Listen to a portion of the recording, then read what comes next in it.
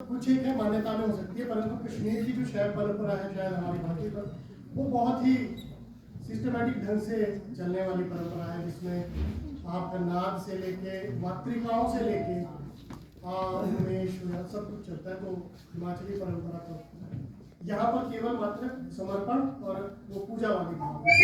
बाकी अगर आप कहेंगे कि वैसी वैसी परंपरा नहीं है, कुछ एक पकवान हो सकते नहीं, यहाँ लोकल में तो नहीं है, अब आ रही हैं और पिछले 200 साल में आई हैं, परंतु जो लोग पढ़ते पढ़ते मैं एक वक्त में एक बागा समान पे गया, वहाँ पढ़ा हूँ 8th क्लास में। उस वक्त मैं उसको उस सीरियसनेस से नहीं देख पाया। वहाँ पे एक मेला होता है, उसका नाम है झीलू।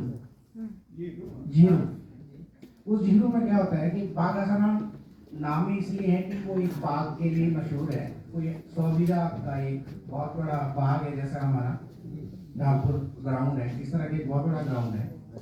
तो उस ग्राउंड को जो गांव है, गांव से ग्राउंड तक जाने का एक रास्ता है, लगभग 900 मीटर 1 किलोमीटर के आसपास का होगा। तो उस रास्ते से मैं हर रोज उस गांव जाता था। तो जब तो उस रास्ते को यूज नहीं किया जाता। रास्ते में एक ग्रुप महिलाओं का निकलता है उसके दाईं साइड से, और बाईं साइड से मेल्स निकलते हैं देवते को लेके, और इतनी अश्लील गालियां देते हैं जो तब मेरी समझ में नहीं आई थी, जो अब मैं समझता हूँ कि क्या बोल रहे थे वो क्या है। जो ये जो अश्लील गालियां जी हमारे यहाँ भी ही बोलते हैं। वहाँ ये माना जाता है कि जब तक वो अश्लीलता नहीं परोसी जाती वो देवता आगे नहीं चलेगा। हमारे यहाँ भी जी हम मैं कह रहा था ना सर पहले भी कि हमने ये मानना ही छोड़ दिया कि हम पिशाच जनजाति आ रही है। हमने ये समझना ही छोड़ दिया ना, यक्ष पिशाच जिन चीजों में रमते थे उन्होंने वही चीजें प्रचारित, उनके देवता जो मान्यता थी वही चीजें प्रचारित की सारी थी। अब जिनको हम अश्लील मानते हैं, हम कब सुसंस्कृत हुए वो भी देखना पड़ेगा, और यहाँ का जो लोग था वो किस तरह से इसको लेता था हमें नहीं पता, क्योंकि अभी का तो हम बता सकते हैं जिस कालखंड के आप बात कर रहे हैं, शायद 200-300 साल पहले किस तरह से उनको लिया जाता था। परिवर्तन उनमें आया है, नो डाउट कुछ लोगों ने उसमें बढ़ा चढ़ाकर चीजें डाल दी हैं जो उतनी नहीं हो सकती थी जितनी आज हमें दिखती हैं, परंतु ये चीजें यक्ष जाति से रिलेटेड हैं। और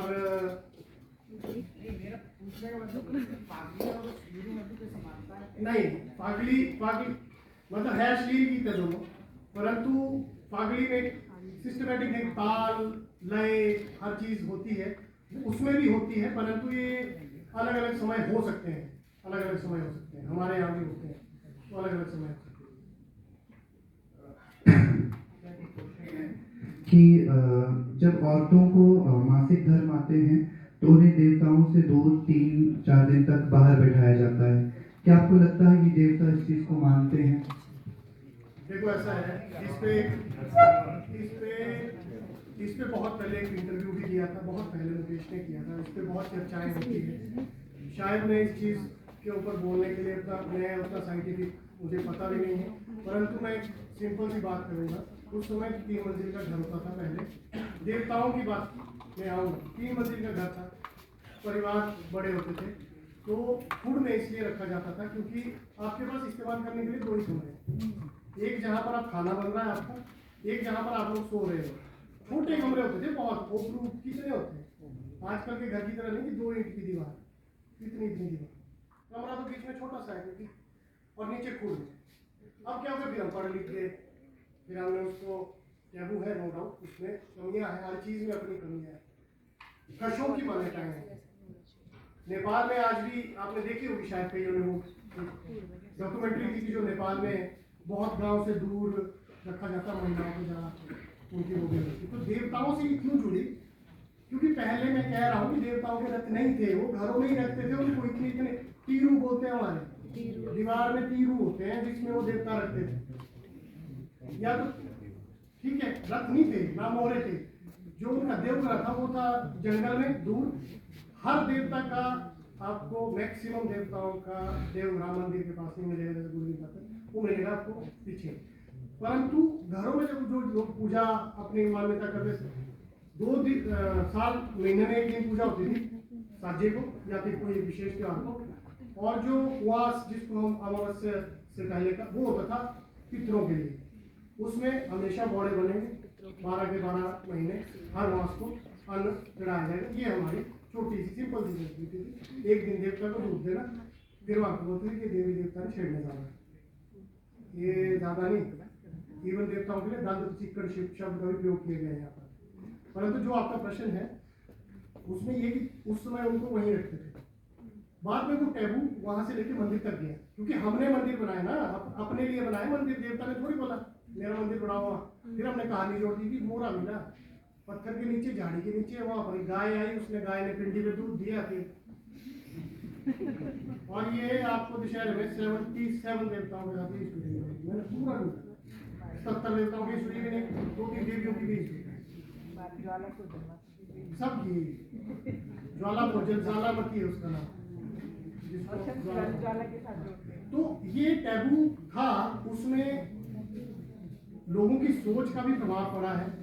कुछ लोगों ने उसको कंट्रोल करने का जरिया भी बनाया औरतों के ऊपर। ऐसा नहीं है कि मैं उससे इनकार नहीं करूंगा कि मतलब अपना वर्चस्व जो था ना कि पुरुष समाज में बनाने का वो भी बनाया, नो डाउट वो भी है, परंतु केवल मात्र वही है। अब इसमें दिक्कत वहां आती है कि इसमें बहुत से पक्ष हैं। एक लंबा कालखंड है इस मान्यता के बनने में। अब उस लंबे कालखंड में क्या क्या चीजें हुई है उन सबको समेट कर फिर निष्कर्ष निकालना पड़ेगा। बहुत लोगों को बैठना पड़ेगा जो इन चीजों के बारे में जानते, जो पुराने इतिहास के बारे में जानते, फिर तब जाके निष्कर्ष निकलेगा वास्तविकता। पर हमारे देवता इन चीजों को, जो हमारे यहाँ के देवता है वो मानते हैं, भगवान नहीं मानते। वो इसलिए मानते हैं क्योंकि हमारे देवता तांत्रिक सिस्टम में चलते हैं। हमारे देवता मैक्सिमम तंत्र वाले। तंत्र का मतलब बुरी चीजें नहीं, तंत्र का मतलब क्रम, जो एक क्रम, मन क्रम वचन ध्यान जो लाभे। हनुमान जी का भी तभी तंत्र लगता है। मन आपने मन लगाया, क्रम क्रम आपने क्रम से चीजों को स्थापित किया, आपने फूल इस क्रम में लगाया, आपने यंत्र बनाया, वचन दिया, वचन से उसको बांधा, यानी कि आपने अपने वाक से उसको बांधा, ध्यान, उसके बाद ध्यान लगा। वही हमारे देवताओं का सिस्टम है, वीरों का सिस्टम। चोखा चारा ये वो जो चीजें हैं ना, ये बहुत हायरार्की आपको समझनी पड़ेगी पहले देवताओं की।